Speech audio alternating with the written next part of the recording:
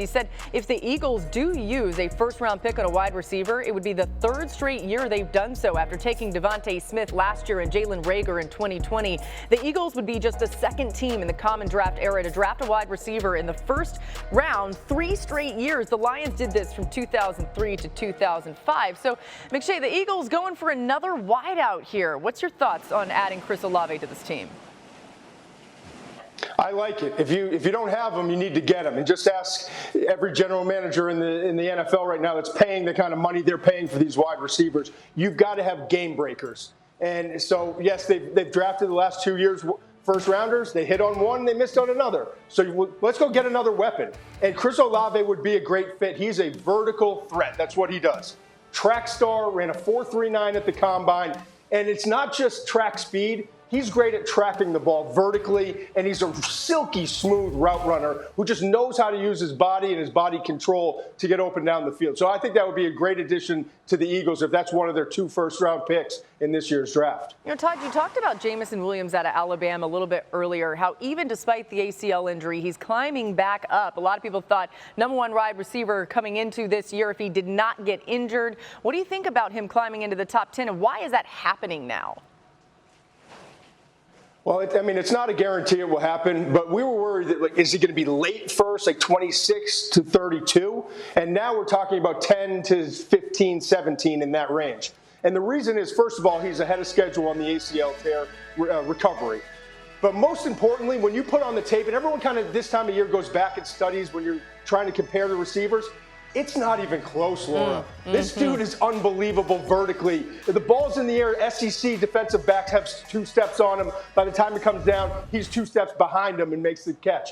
Plus, after the catch, the stop-start ability is breathtaking at times. Then you include the fact that Nick Saban called his number 10 times as a kick returner. He brought 2 to the house. And he's probably the best gunner in college football this past season. So he is just an absolutely gifted wide receiver. And I mentioned Tyreek Hill before. He really is the closest thing in this draft and probably the last couple drafts to Tyreek Hill in terms of explosiveness.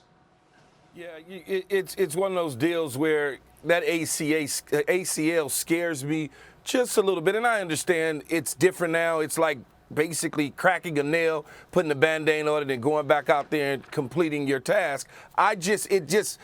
It makes me a little bit afraid because of his sudden quickness to stop on a dime, start right back up, and give some change ability that he has. So when I look at Garrett Wilson, I sit there at Ohio State and I say to myself, here's a guy that can play inside, outside. He's not as small. He's a 6', 200-pound guy who flashed a lot last year and came into his own to a degree. And so when I look at that in a tough conference, just like the SEC, it wasn't like he was playing in the MAC or the Big West or anything like that. Very, very tough on high balls. He goes up and gets it. So he would be my number 1 guy off the board right now.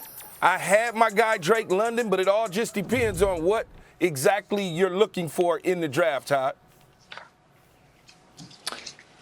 Yeah, listen, for me, I think, my number 1 guy is Jameson Williams. But as far as, the Wilson kid out of Ohio State, here's a couple things that really stood out to me about Garrett Wilson is the fact that, number 1, I think after the catch, he might be the best after the catch of any wide receiver in this draft. His ability to make people miss has just been breathtaking. And also his ability to climb the ladder and go win those 50-50 balls for his size. I know we talk about Drake London and his size and going up and get it.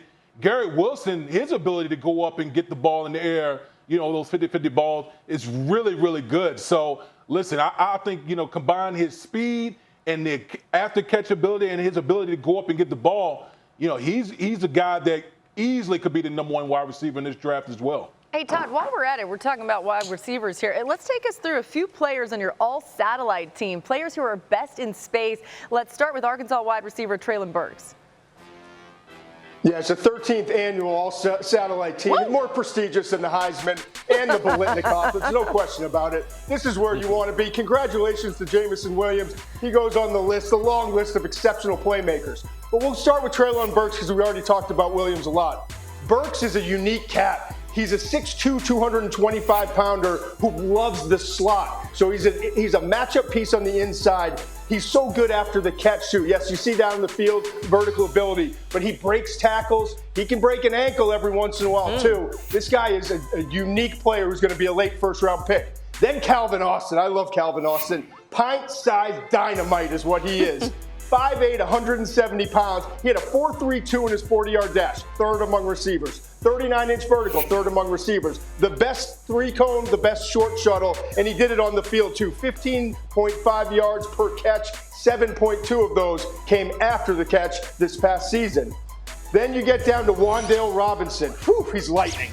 I mean, he's another small guy, 5'8", 180 pounds, but he's a versatile slot receiver who can play the running back, and they can use him all around. Get the ball in his hands, basically. He started out in Nebraska, transferred back to his hometown where he was a legend in high school in Kentucky, and he put on a show this past year, averaged 111.2 yards from scrimmage, because a lot of it was screen game, short throws, and also on reverses and handing him the ball. And finally, Velus Jones from Tennessee. You see the 4.31 40-yard dash. He accelerates in a flash. He's built like a running back. And what I love, like his signature move, tape after tape I studied, catch the quick slant, break the first tackle, off to the races with that 4.31. Oh, and by the way, he's phenomenal in the return game as well. So these guys in a league right now that is paying a lot of money to wide receivers and difference makers, guys who can create in space. These are some of the guys you're going to hear in the first 3 rounds of the upcoming draft. Thanks for watching ESPN on YouTube. For live streaming sports and premium content, subscribe to ESPN+.